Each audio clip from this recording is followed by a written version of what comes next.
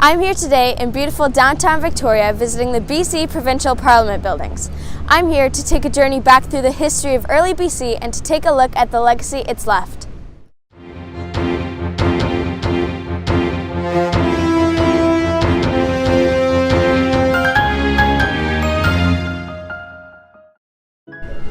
Right here in downtown Victoria are some of the most stunning buildings you will probably ever see.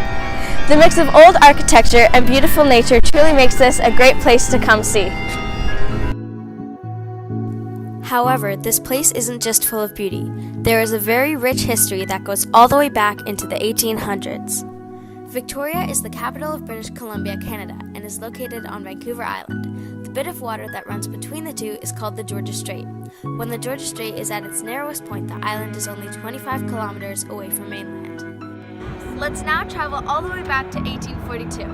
A man named James Douglas was tasked with finding new forts for the Hudson's Bay Fur Company. He quickly found the land where Victoria is now and decided to set up a fort here. The fort was built in 1843, and in 1849, Vancouver Island had become popular enough to become a British Crown colony. Since James Douglas had been the person to find the place originally, he was appointed governor.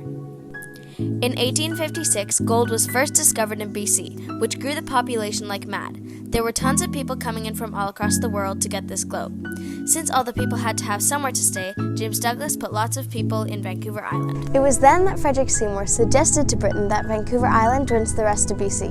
And so later that year, the two colonies joined together to become what we know now as BC. A big question lots of people ask nowadays: why is Vancouver not the capital of BC? It seems like the obvious choice since it's the biggest built-up city and has major tourism. But the reason goes all the way back to 1868. After the two colonies of Vancouver Island and BC joined each other, the capital was automatically given to New Westminster. Frederick Seymour, the person who suggested the two combine, was appointed governor, and he wanted to hold a vote to allow people's opinions. The results of this vote came in, and the clear winner was Victoria, as at the time it was the biggest city in BC. Seymour, not wanting the capital to be on the island, held another vote. The vote ended up with the same outcome, and so therefore Victoria became the official capital of BC. In 1867, Ontario, Quebec, New Brunswick, and Nova Scotia joined together to form Confederation. Lots of people are surprised to find out BC wasn't a part of that.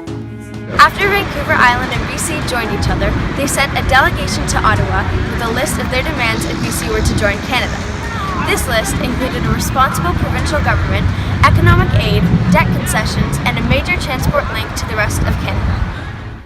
Then, sure enough, construction for the Canadian Pacific Railway began in 1881.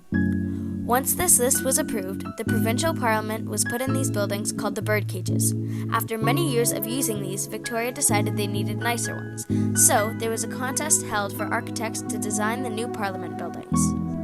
A man named Francis Rattenbury won the contest and started building. Construction then finished in 1897. Many people thought of the buildings as too showy and unnecessarily detailed. However, after time, they became more and more accepted.